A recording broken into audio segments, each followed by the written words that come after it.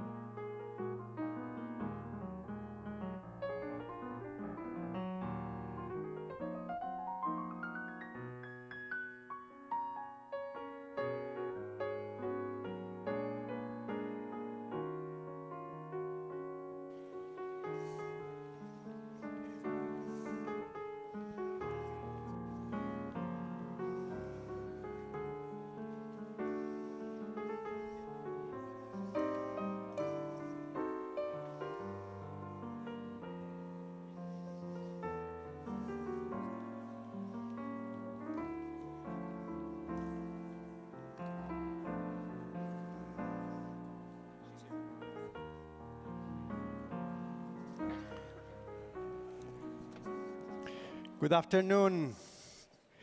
How is the mood going?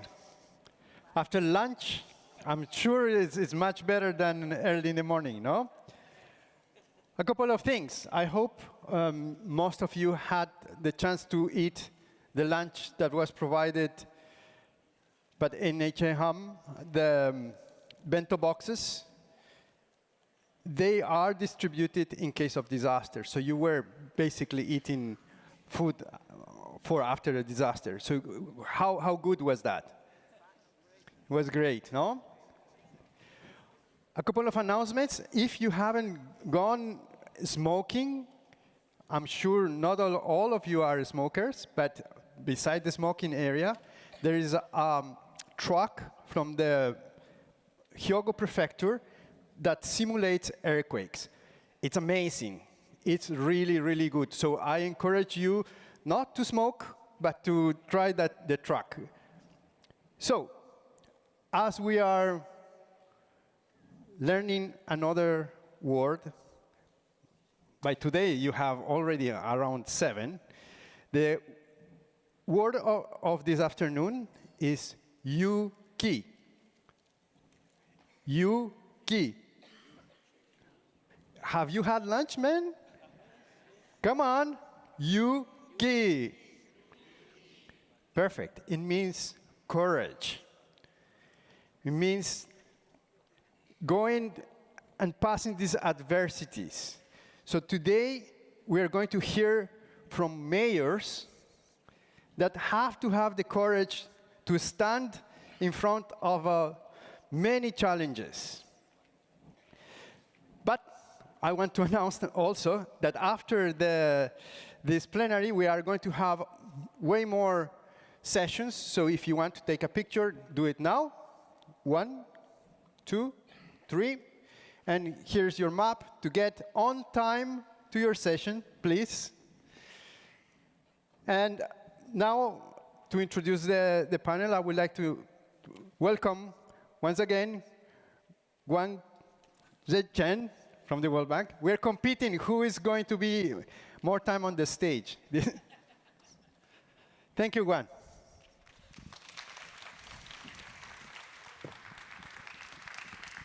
Thank you. Good afternoon. I'm not going to say much. I think there will be going to be a very interesting panel discussion of the mayors.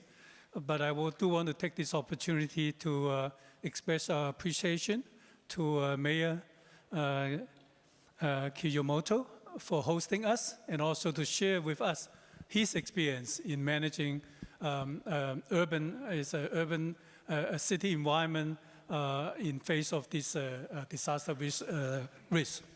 I'm very honored to be here to say a few words. I think we all know that urbanization is a continued trend. We already have more than 50% of the population living in cities, and this will continue to increase in the coming years.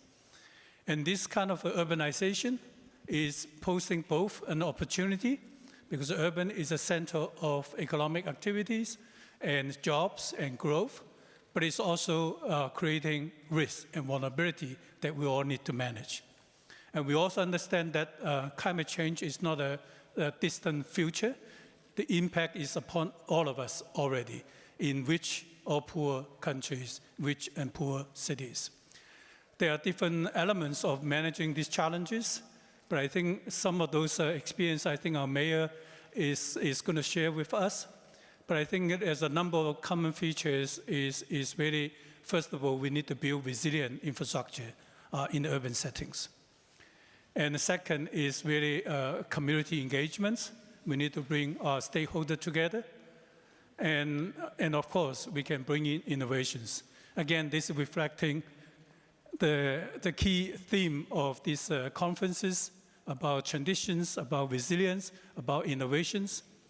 I will want to take this opportunity to mention that from the World Bank Group, we consider ourselves a strong partner with other cities around the world. They're really supporting you and sharing knowledge and providing critical finances in supporting the city resilient agendas in face of these climate-related disasters, or some of them are non-climate-related disasters. GFDR, which you are very familiar with now, of course, in addition to hosting these events, but also is a facility to provide technical assistance, connecting practitioners, providing knowledge, but also informing our World Bank finances in terms of supporting your needs. I think that's the setting of this afternoon's roundtable. With that, I want to thank you for your participation, and I pass on to our moderators. Thank you.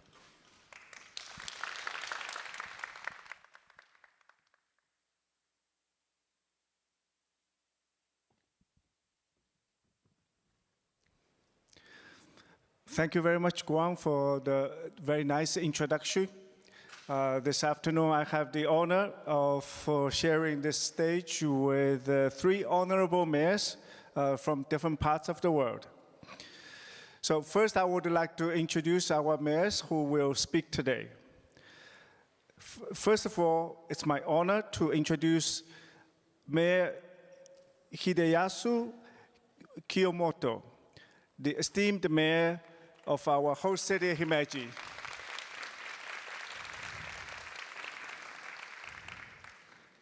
Mayor Kiyomoto, thank you very much for your generosity and hospitality in hosting this event in your charming city. We all love Himeji. We sincerely appreciate your welcoming us here. Mayor Kiyomoto is currently serving his 2nd term, having first been elected in April 2019 and re-elected in April 2023. Before his tenure as mayor, he had a distinguished medical career. He graduated from Kagawa Medical University with a medical degree in 1988 and earned his PhD in medicine in 1992. Throughout his career, Mayor Kiyomoto has held various positions at Kagawa Medical University and Tohoku University and served as program officer at the Japan Agency for Medical Research and Development. He also gained valuable international experience as research fellow at the University of Texas Health Science Center at San Antonio. So thank you very much, Mayor, for being here with us today.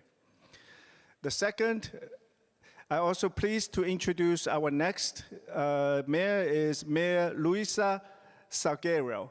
Is the mayor she's the president of City Council and mayor of Matosinhos, Portugal. Mayor Salguero. Mayor Salguero is the president of National Association of Municipalities of Portugal, making a historic achievement as the first woman to hold this esteemed position. Her remarkable public service career began in 1997 when she became a councillor for the municipality. She further distinguished herself in 2005 by being elected as a deputy in the Assembly of the Republic. In 2017, she assumed the role of mayor of Matosinhos. During her time in the National Assembly, Mayor Salguero served on several parliamentary commissions and was elected Vice President of NATO's Commission for Energy and Environment Security. So welcome, Mayor, and thank you for attending this session. And the third mayor, I would like to introduce Mayor Hadianto Rashid of Palu, Central Sulawesi, Indonesia. Hadianto has been serving as a mayor since February 2021. Prior to becoming mayor, Hadianto was a member of both the Palu City Regional Legislative Council and the Central Sulawesi Regional Legislative Council. As the mayor of Palu, he has brought the vision of Palu moving forward to life, focusing on rebuilding the city after the devastating 2018 earthquake, tsunami, and the liquefaction disasters, as well as navigating the challenges of the COVID-19 pandemic. Under his leadership, the Palu city government has received several awards from the national government, including the second best regional development award nationally in both 2023 and 2024, presented by the President of the Republic. So before we start our panel, please allow me to give some initial remarks to frame the discussions. Cities around the world are becoming bigger and more densely populated and more interconnected than ever before. The rise of cities present many new social and economic opportunities for their residents, but it also exposes cities and their people, assets, natural environment, and economies to greater risks from climate change and all kinds of natural hazards.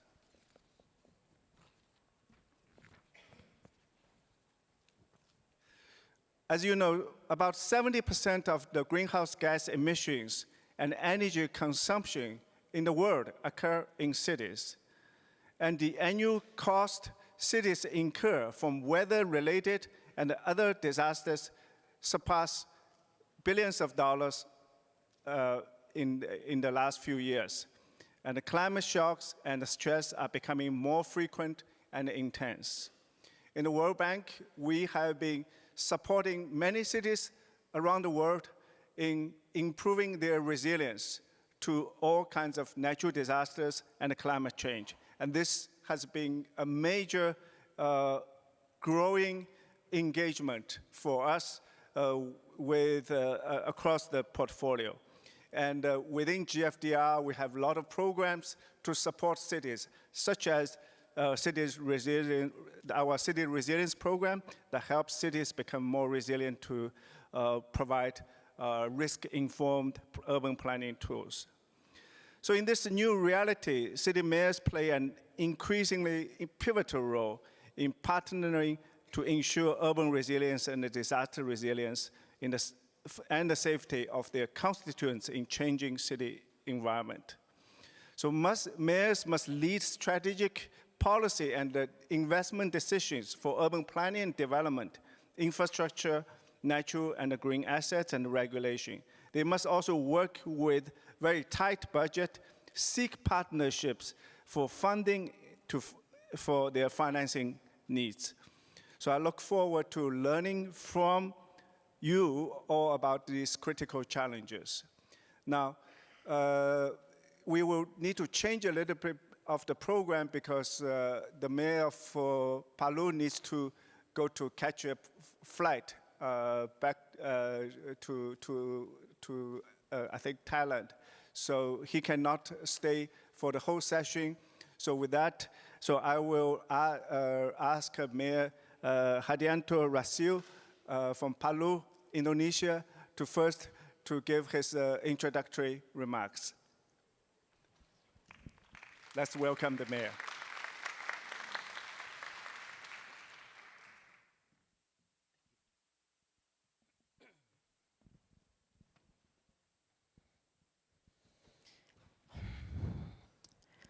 Good afternoon, ladies and gentlemen.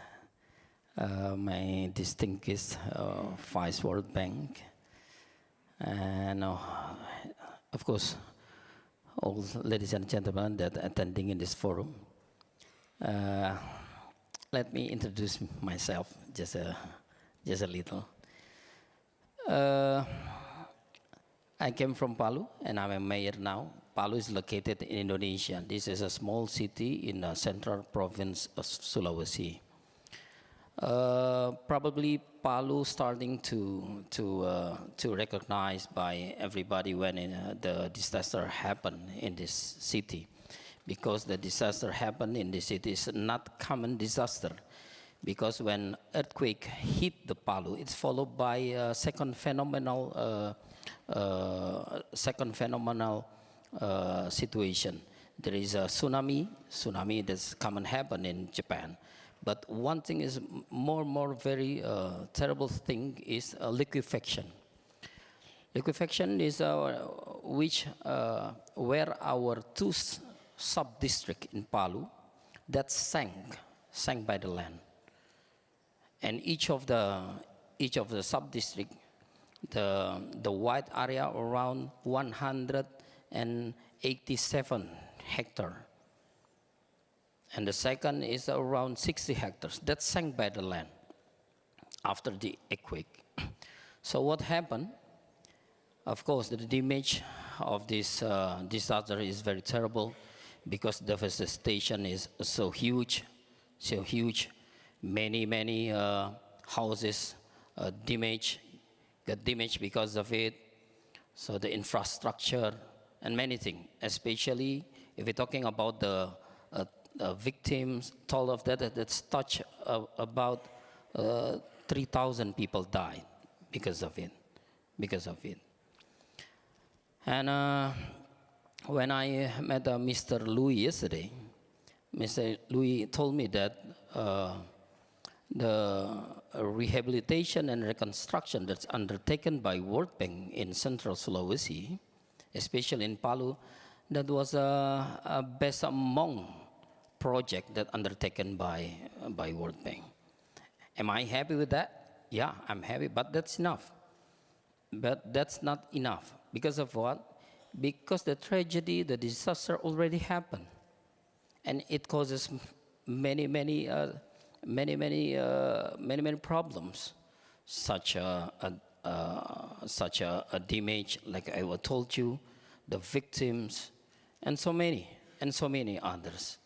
So I'm not happy with that, but so this is time for me to share to you all, in this special moment, that now we have to think how to prepare everything better than before the disaster happened. Because when it's happened, so we will we'll pay more than when we make a good prevention before the disaster. So if you're talking about the collaboration, yeah, we cannot stand alone with this thing. So I imagine sometimes, what if the World Bank's not give a loan to Indonesia to cover this situation? How the rehabilitation and reconstruction can going faster? So I believe if this thing happen, we cannot stand alone. So we have to join. We have to work together for it. But better not work together for it after the disaster. But better if we work together before the disaster. Because if something happened with our brothers, I mean, if there is a rise of victims because of that, so the victim is our brothers. Yeah, the victim was our sister. Even probably we are not in the city, we are not in this country, but everywhere, because we are one. So this is a great time for me that I've been invited by the World Bank to be able to attend to this forum and to share everything. And especially I want to say thanks to the World Bank that already give full support for Indonesian government, especially to my city, to rebuild again my city with a build better before. And ladies and gentlemen, before I'm leaving this forum, I want to tell you all, you know, when disaster happened, aftermath of disaster, always the victims is woman and girl. This social problem is happened too in Indonesia, especially when Palu facing this disaster. Social problems. What happened? There is a gender-based violation that's happened among our women, among our children. Because of what? Because of the situation and condition. I believe all of us who are sitting here don't want this to happen to anybody, especially to someone that's closest to us. So if we agree with that, so this is time for us to think together, to work together, not just after the disaster, but how to make a work together before disaster. Thanks for the time that I've already given to me to stand up here. And probably what I'm saying, this is just a little, but hopefully, yeah, it can be it can be good something for us. Thank you.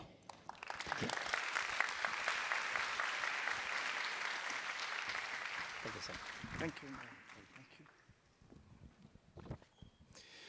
Okay, now let's have on stage Mayor Kiyomoto from Himeji and Mayor Salguero from Matosinhos.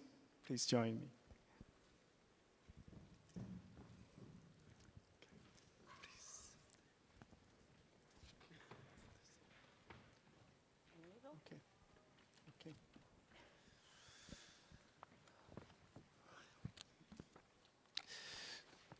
So let me here start with our host mayor, the Honorable Mayor, Mr. Kiyomoto. No? Could you please share a bit about the challenge you face in Himeji City in terms of climate change and the disasters? And additionally, what kind of civil protection systems has Himeji put in place to protect its residents? Thank you. For this city is very, the rare cases anti-disaster because, the city center, we have a beautiful castle, more than still 400 years over. There is no big earthquake. Kobe was a great big earthquake, but the 60 kilometers far from here, the shaking level was intensity 4 level or something like that. So that the rocks did not so big the damages, and then we can help to the Kobe's population.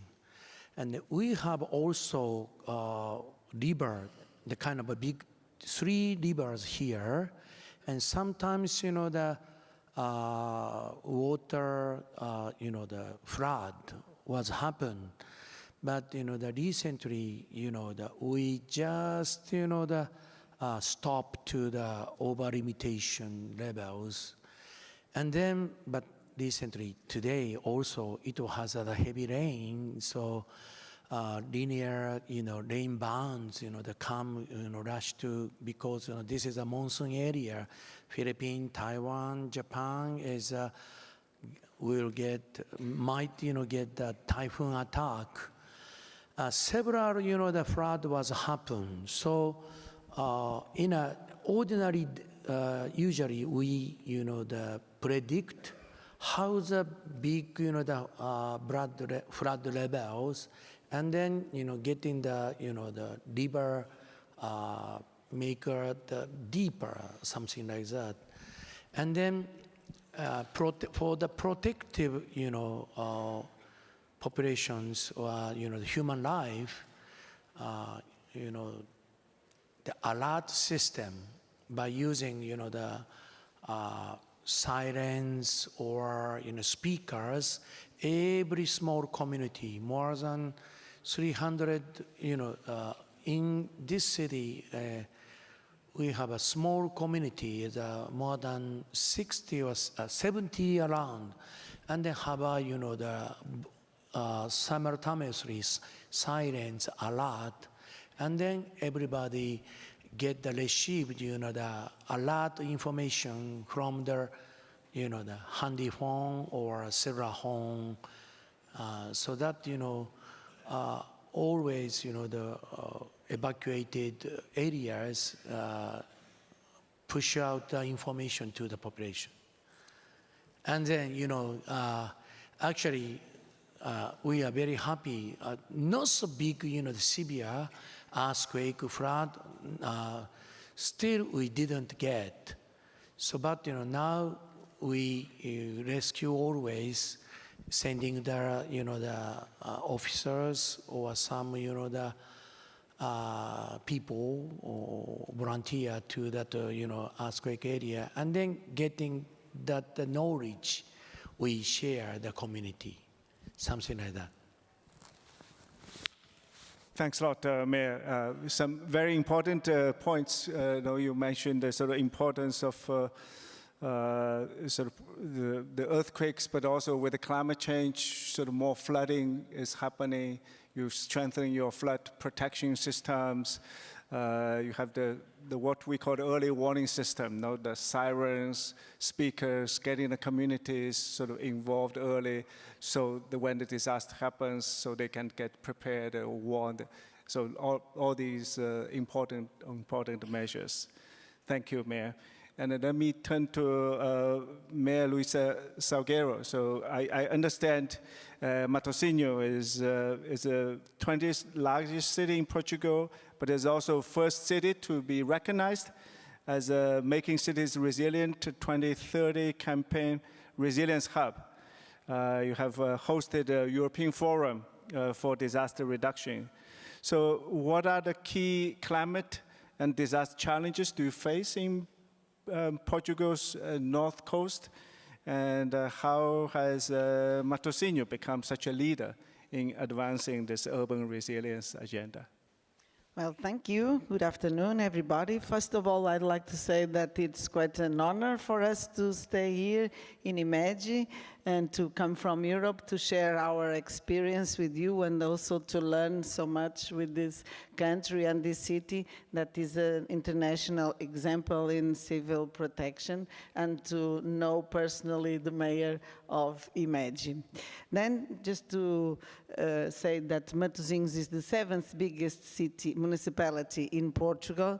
We are a small city, if, comparing with Japanese municipalities. We have 175,000 inhabitants and only 60 square kilometers, so we are very dense and small.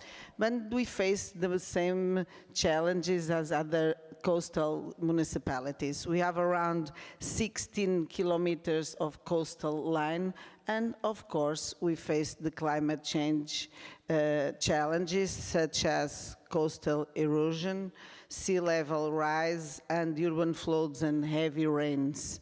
And despite these natural challenges, we also face industrial situations and risks, because we host the oil refinery,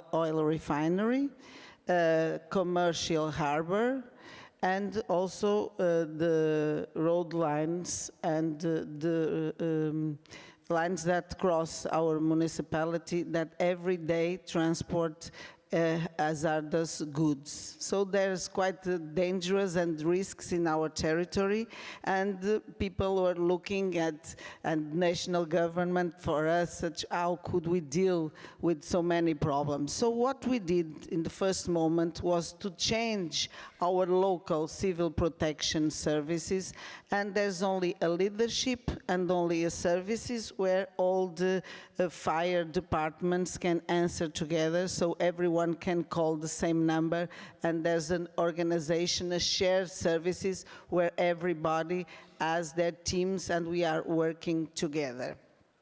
But of course, for natural problems, we are very committed with the scientific solutions, and we work together with different stakeholders, mainly universities. So we are collecting from many, many years all the informations about the evolution of the sand in our coasts, and we have two kind of problems. Some beaches we have erosion, and other we are getting more and more sand. So it's a small territory with different problems, and we are sharing it with all our community in order to make everybody involved.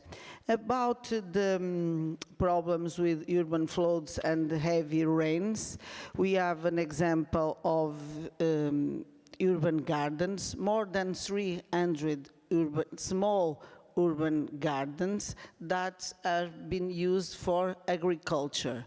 That involves all the community and are a new answer that we are facing, that we are using. And also we were the first municipality, Portuguese municipality, to approve the new general urban plan. And we decided that we must have, any construction must have at least 20% of areas that are not waterproofing, in order to assure that rain will have the chance to go inside. So that kind of natural-based solutions that we are using also in our coasts have been recognized for the national government and for our partners such as United Nations, that we are going in the right, doing the right path in order to have all the solutions. These are the problems that main cities or municipalities that have these coastal situations are facing. The difference between us that made us become the first Portuguese resilience hub that the United Nations have been recognizing us is because we were the first to change, to transform the way that we organize the service. We have one only service, and we are committing everybody. We open a awareness academy, so everyone has been teaching and getting skills in order to know how to act in case of an earthquake or the floods, and working with everybody, children, old people. I think that this is a problem for every citizen. We understand that every citizen counts, is part of our team, and this kind of strategy made us more capable to take the right political decisions, because we have all the data that we have been collecting from 80 years, and we are now planning the next 10 years using all this scientific information, using geographic-based information tools. So we believe that we are going in the right way, including, of course, every day we have a new challenge, but we think that we are doing the best commitment, with the commitment of everybody, the local level, the regional level, the national level, and we are leading by the example, because Matosinhos has been recognized as the most innovative municipality in these policies. Muito obrigado. This is very inspiring, Mayor, to hear, this how the range of activities you're working on this. I think the issue you mentioned, like a coastal resilience, the coastal change with the climate change, and how you adapt to it. This is faced by many countries. I think especially I'm very impressed with the way that you do using nature-based solutions really to deal with urban flooding issues. I think this is something that most if not sort of most of our cities are experiencing, intense sort of flooding level. And I think this is the way you point a way to do it. It's not just usually we used to focus a lot on the drainage system to let the water flow out, but we forget the nature actually can absorb a lot of water. So you in the planning you said 20% of the surface needs to be water penetrable. Use the urban parks or the urban gardens to absorb, retain the water. These are actually really important things that a lot of cities need to do to increase the sort of urban resilience. Thank you for sharing the ideas, things, what you do. I'm going to ask sort of another question, and if people on the floor have some questions, maybe you can sort of stand. We may have time for one or two questions from the floor. So, just with the change, one of the things I think for cities on the resilience side is to managing uncertainty. You cannot sort of plan what's going to happen this year. A lot of unexpected things happen. Probably the only thing you know for certain is, something is going to happen, you know what's going to happen. So as mayor, how do you get prepared to deal with this kind of uncertainty? I'm trained as an urban planner, but these are the things you can not plan. So how do you deal with the uncertainty? Especially, I think it's more and more with the climate change, with the disasters you face more often. Any ideas like what are you doing on this, working on the uncertainty? Actually, our protective plan against disaster is a little bit old, because based on the rainfall statistical data is must be changed recently 10, 20 years. So we always provided, the road or river and safety place or something, everything recalculated again. Large scale, the linear rain belts, typhoon size became bigger than bigger year by year. So, please, look at that center picture of that. It's a northern territory of our city,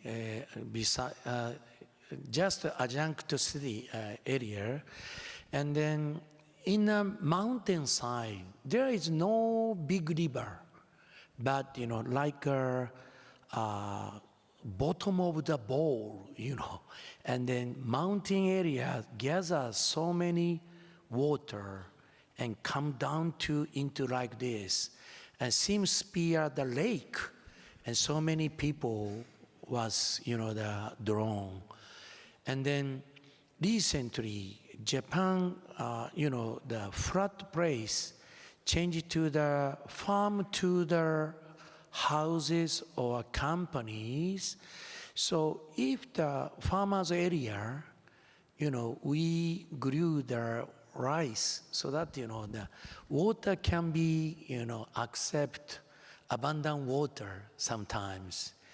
So, but, we recently built a racetrack for horse. Became in an occasion of the big rainfall, and then it was, stored, and a huge amount of the water, and then protect to the houses was, the attack to the flood. So after it was completed 4 years ago, and then after that, around the castle, no water ups level.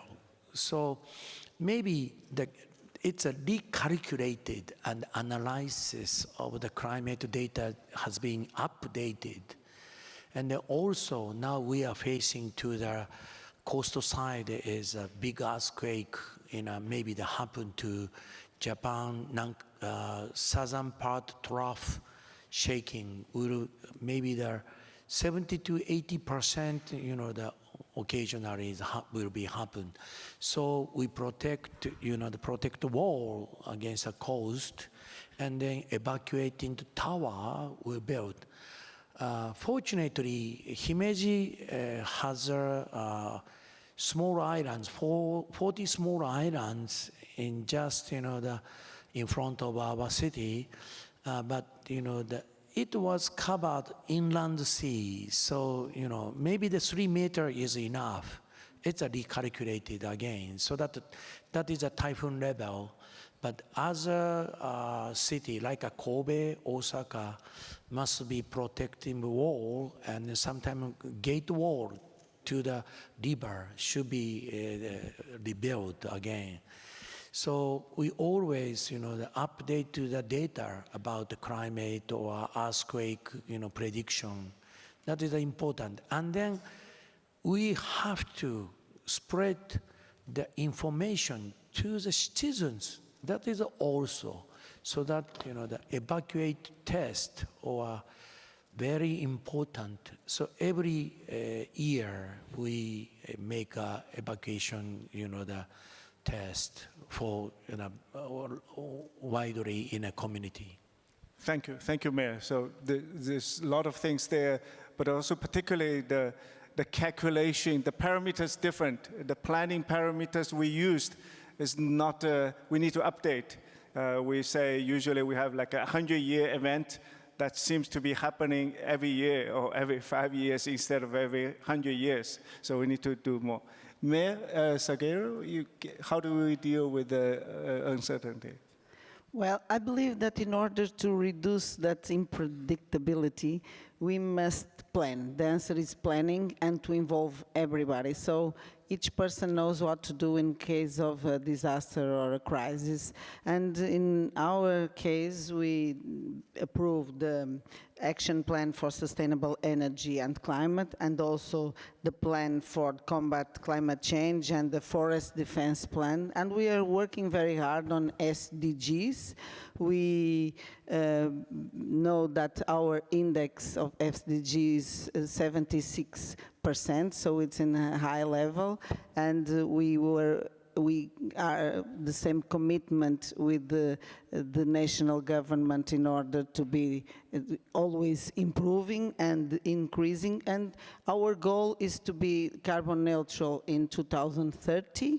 The national goal is 2045. We anticipate it for 2030, so everybody must know very precisely this role in the plans. And if we have all this, the capacity to preview all these difficult situations, I think that, despite all this climate change that we are facing, we can have some kind of cohesion and some kind of predictability. So in each situation, we know who should act, how should act, and what to do. And that is the only key to solve this problem that the planet every day presents us. Thank you. Thanks a lot, Mayor. So we need to do more plan, better plan to deal with the uncertainties. So, and it's also really congratulate Mayor, the cities at the forefront of climate change mitigation. Instead of 2045, you try to be carbon neutral by 2030. So this is worldwide, you're leading the way for climate change. Local authorities are leading the way for the climate example. change actions. Thank you so much, Mayor. So we're running out of time. I just want to say, really want to thank the mayors for sharing the experience. I think the main thing is the climate change impact. It's not happening in the future. It's already happened. It's happening now, and the citizens are feeling it. Mayors are dealing with it. They are in the front lines. So really, thank you so much for sharing the experience. Let's give applause to the mayors. Thank you. Thank you very much. Thank you very much. Please go to the sessions, and we wait for you in an hour for the final plenary of the day. Thank you very much.